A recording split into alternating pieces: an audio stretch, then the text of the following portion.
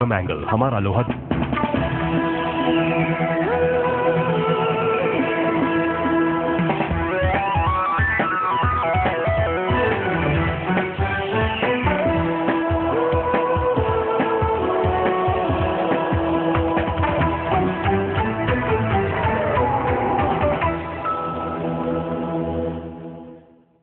विशेष में आप सभी का स्वागत है। अमेरिका में भारतीय और एशियाई मूल के दर्शकों को हमारा विशेष नमस्कार। हिमालय के पास स्वर्ग से भी सुंदर कैलाश मानसरोवर, जहां लगता है शिव का दरबार और होती है हर हर महादेव की जय जयकार। कहीं गहरी खाई तो कहीं खतरनाक चढ़ाई, कहीं मौसम की मार तो मुश्किल सफर।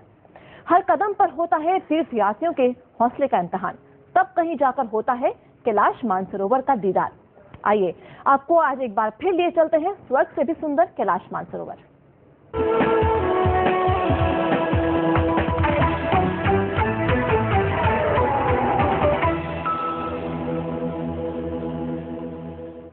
कुदरत का एक ऐसा खूबसूरत तोहफा है जिसका करीब से एहसास करना स्वर्ग से दर्शन से कम नहीं है। मानसरोवर पहुंचने पर ऐसा लगता है जैसे आसमान और धरती के फासले खत्म हो गए हों और दोनों मिलकर एक हो गए हों।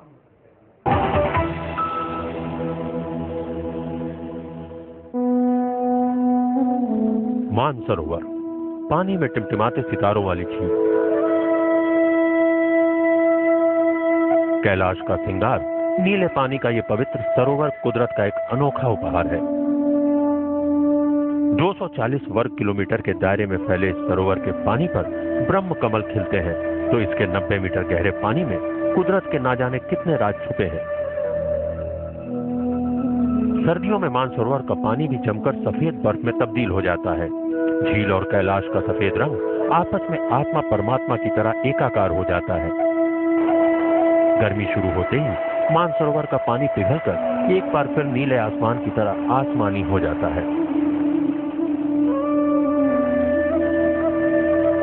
मेरे जीवन का अगर मैं ऐसा कहूं कि सबसे धन्य प्रसंग है ये, तो ये है। वैसे तो सभी हिंदुओं के जीवन का ये प्रसंग धन्य ही होता है। सचमुच ही मानसरोवर आकर ऐसा लगा कि हम स्वर्ग में आ गए हैं। दूर से देखने में तो कैलाश और मानसरोवर पास पास दिखते हैं, लेकिन इनके बीच की दूरी करीब 20 मील की है। हिंदू मान्यताओं के मुताबिक ब्रह्मा ने खुद इस पवित्र सरोवर का निर्माण किया था और इसीलिए इसका नाम पड़ा मानसरोवर।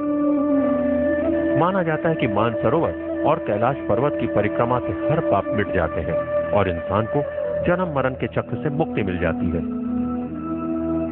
मानसिक सृष्टि होने के चलते सदैव शिशु अवस्था में रहती हैं और काम, क्रोध, लोभ, मोह, अहंकार से परे होती हैं। तो जो मानस की परिक्रमा करेंगे और मानस में स्नान करेंगे वो शिशुवत हो जाएंगे।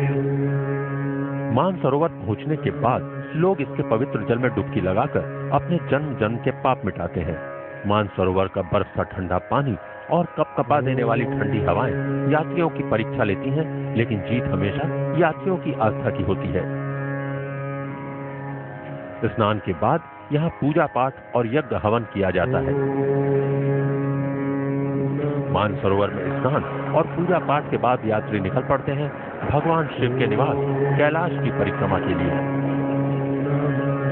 कैमरामैन साजिद आलम के साथ धीमंत पुरोहित, मानसरोवर आज तक।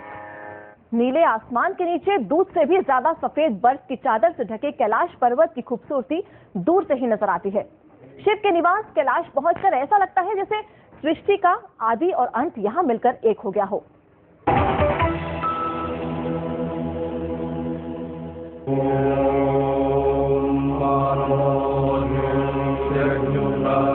ये है स्वर्ग से भी सुंदर, कल्पना से भी कहीं ज्यादा खूबसूरत और कुदरत का करिश्मा कैलाश मानसरोवर। धर्म और आस्था से ओतप्रोत कैलाश मानसरोवर खास तौर पर हिंदुओं का एक ऐसा तीर्थ स्थान है जिसके दर्शन का सौभाग्य हर किसी को चाहकर भी नहीं मिलता। देवादिदेव आदिदेव जो शंकर है और शंकर जी इस पर विराजमान है, वो कैलाश पर मैं कब जाऊं और मानसरोवर में जाकर मैं कब स्नान करूं और परिक्रमा करके मैं अपना कृतार्थ अनुभव करूं। बहुत लोग ऐसा सोच करते हैं लेकिन पूरा नहीं कर पाते हैं। मेरी जिंदगी का धन्य घड़ी इसलिए मैं मानता हूँ कि आज मैंने जिंदगी का वो चीज प्राप्त की है जिसका कोई मूल्य नहीं है। यह यमद्वार है जहाँ से एक न एक दिन हर एक को गुजरना है। इसी सबक के साथ कैलाश परिक्रमा के पहले चरण की शुरुआत होती है। परिक्रमा का वाहन है याक, जिस पर हम सवार है। याक शिव जी का सबसे प्रिय पशु भी है। लोगों का विश्वास है कि भगवान शंकर हिमालय की गोद में करीब 19,000 फीट की ऊंचाई पर बसे इसी कैलाश मानसरोवर में निवास करते हैं। भारत के 51 शक्तिपीठों में से 9वां शक्तिपीठ कैलाश मानसरोवर। मान्यता है कि ब्रह्मा ने जब हिमालय श्रृंखला की रचना की तो कैलाश पर्वत को उन्होंने भगवान सदाशिव के लिए विशेष रूप से बनाया। कैलाश मानसरोवर यानी कैलाश पर्वत और मानसरोवर झील का अनोखा संगम। करीब 3 करोड़ साल पुराना 32 मील के दायरे में फैला ये कैलाश पर्वत हमेशा बर्फ की सफेद चादर से ढका रहता है। हिंदुओं के लिए कैलाश पर्वत शिव का निवास है, तो तिब्बत के प्राचीन धर्म बोन में इसे तांत्रिक देव डेंग चांद का राजमहल माना गया है। बौद्ध धर्म मानने वालों के लिए कैलाश भगवान बुद्ध और मणिपद्म का निवास स्थान है, जबकि जैन धर्म की मान्यता है कि उनके पहले तीर्थंकर आदिनाथ ऋषभदेव ने यहीं पर कठिन तपस्या कर मोक्ष प्राप्त किया था। यही वजह है कि ये इकलौता धार्मिक पर्वत है जिस पर चढ़ाई करना पाप माना जाता है, इसलिए भक्त इसकी परिक्रमा करके पुण्य कमाते हैं। कैलाश परिक्रमा 3 दिन की होती है। ऊंचे नीचे पहाड़ों से गुजरने वाला परिक्रमा के 50 किलोमीटर के रास्ते का पहला बेस कैंप है दार्चेन। परिक्रमा पैदल, घोड़े या फिर याक पर सवार होकर की जा सकती है। भगवान के पास जाना है तो भगवान का रास्ता जो होता है वो दुर्गम होता है, और कैलाश की यात्रा दुर्गम ही है, इसलिए बहुत कम लोग आते हैं। थका देने वाली परिक्रमा का पहला रात्रि पड़ाव होता है डेरापुक, जहां से पवित्र कैलाश का नजारा कर सारी थकान ही मिट जाती है। कैमरामैन साजिद आलम के साथ धीमन पुरोहित, कैलाश आज तक। अब वक्त है छोटे से ब्रेक का। ब्रेक के बाद देखेंगे कि अपने आप बनने वाले बर्फ के ओयम का क्या है चमत्कार, और एक ऐसा साधु जिसने कैलाश की परिक्रमा 159 बार। आप देखते रहिए आज तक।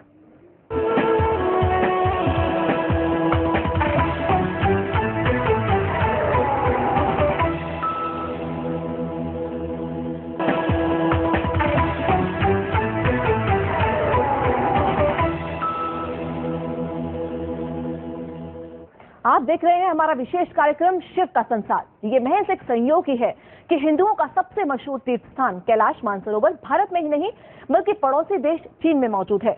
अधिकतर लोग तो भारत के रास्ते करीब 1 महीने की यात्रा तय कर कैलाश मानसरोवर पहुंचते हैं, लेकिन एक रास्ता नेपाल के रास्ते से भी होकर जाता है जो ज्यादा आसान है।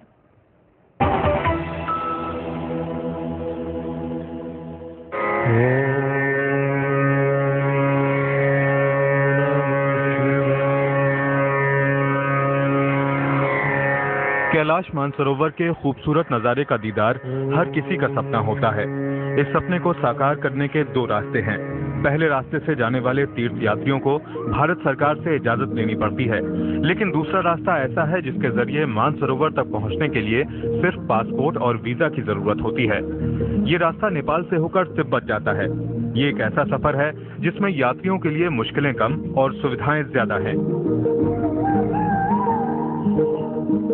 एक तरफ भारत में उत्तरांचल के रास्ते मानसरोवर जाने के लिए करीब 200 किलोमीटर की दूरी तय करने में 32 दिन लगते हैं, जबकि नेपाल के रास्ते यात्री 5 दिन में ही मानसरोवर पहुंच जाते हैं। नेपाल वाले रास्ते से यात्री काठमांडू तक विमान से जाते हैं और फिर वहां से गाड़ी पर सवार होकर चीन के कब्जे वाले इलाके तिब्बत में कैलाश मानसरोवर के बेस कैंप तक पहुंचते हैं। काठमांडू से मानसरोवर तक के सफर में कुदरत के कई ऐसे खूबसूरत नजारों का दीदार होता है जो स्वर्ग से भी सुंदर हैं। नेपाल और चीन के बीच ये है फ्रेंडशिप ब्रिज, जिसे पार करके आप चीन के तिब्बत प्रांत में जाते हैं, जहाँ शुरू होती है आपकी कैलाश मानसरोवर यात्रा। ऊंचे ऊंचे पहाड़ों से घिरे बर्फीले रेगिस्तान और नीले आसमान के नीचे पानी का सुंदर सरोवर। तिब्बत में कैलाश मानसरोवर तक के इस अनोखे सफर में सब कुछ देखने को मिलता है। तिब्बत के कुर्ला मांदाता पर्वत पर बर्फ से अपने आप बनने वाला ओम का आकार किसी करिश्मे से कम नहीं है। आमतौर पर ऐसा ओम भारतीय सीमा में नाभि डांग में ओम पर्वत पर दिखता है, लेकिन नेपाल से तिब्बत के इस रास्ते में भी ऐसे कुदरती ओम का नजारा देखकर भक्तों को लगता है ये वाकई शिव का संसार है। तिब्बत के बर्फीले पहाड़ों और रेगिस्तान की तूफानी आंधियों से गुजरकर 5 दिन की चूर चूर कर देने वाली सफर के बाद आखिर हम आ पहुंचे हैं कैलाश मानसरोवर के तट पर, जहां आस्था के मानसरोवर में डुबकी लगाते ही श्रद्धालु को कैलाश शिखर की प्राप्ति अपने आप हो जाती है। साजिद के साथ धीमन पुरोहित, कैलाश मानसरोवर, तिब्बत, चीन, आज तक। 15 से 20,000 फुट की बर्फीली ऊंचाई पर जहां कुछ कदम चलते ही सांस फूलने लगती है, वहां कैलाश पर्वत की 100 से अधिक परिक्रमा करना क्या कोई सोच सकता है। हम आपको मिलाते हैं एक ऐसे स्वामी से जिन्होंने 159 बार कैलाश की परिक्रमा की है।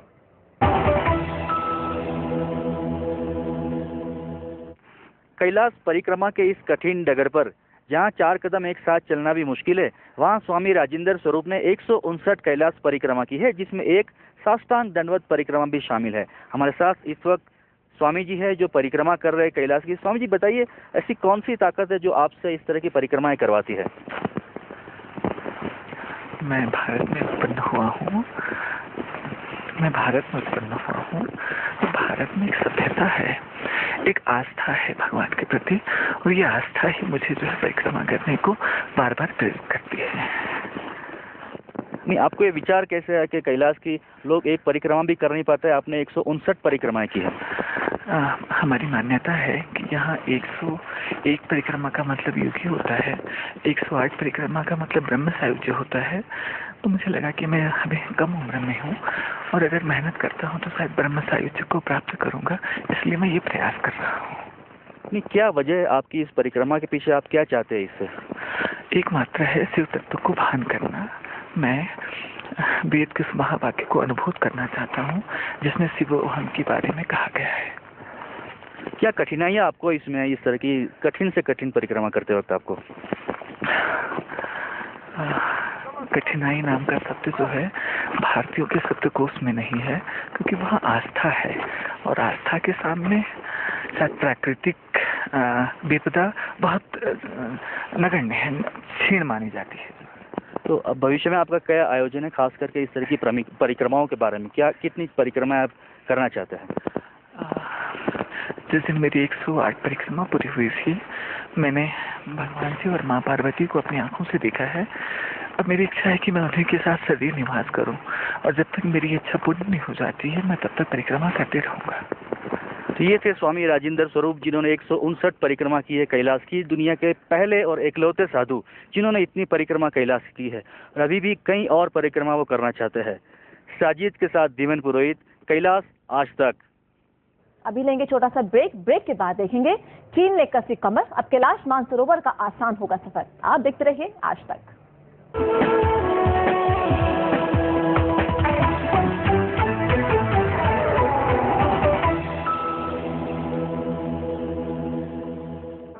छह महीने बर्फ से ढके रहने वाले इस इलाके में मुसाफिरों के लिए एक महफूज ठिकाना ढूंढना किसी चुनौती से कम नहीं था, लेकिन अब चीन ने कैलाश मानसरोवर के आसपास के इलाके का कायाकल्प करने की कोशिश की है।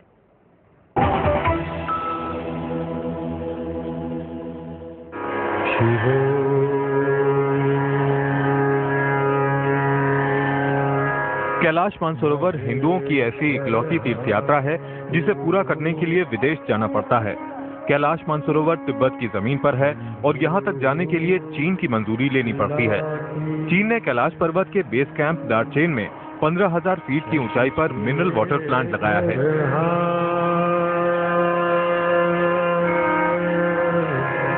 ये इलाका साल में 6 महीने बर्फ से ढका रहता है। ऐसे में यहाँ तीर्थयात्रियों के लिए रहने और ठहरने की अच्छी सुविधाएं नहीं थी, लेकिन अब कैलाश मानसरोवर के परिक्रमा पथ पर 6 होटल भी खुल चुके हैं।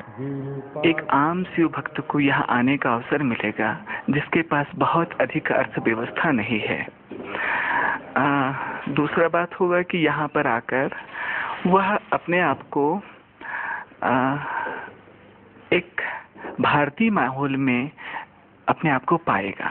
उसे ये महसूस यहाँ आने के बाद नहीं होगा कि वो किसी दूसरे प्रदेश पे है। चीन अब कैलाश मानसरोवर के आसपास के इलाके को मुसाफिरों के लिए सुविधाजनक बनाने के लिए निजी कंपनियों की भी मदद ले रहा है। हाल ही में लासा के तिब्बतन ऑटोनॉमस काउंसिल ने दिल्ली की एक संस्था के साथ कैलाश मानसरोवर में इंफ्रास्ट्रक्चरल डेवलपमेंट के लिए एक समझौता किया।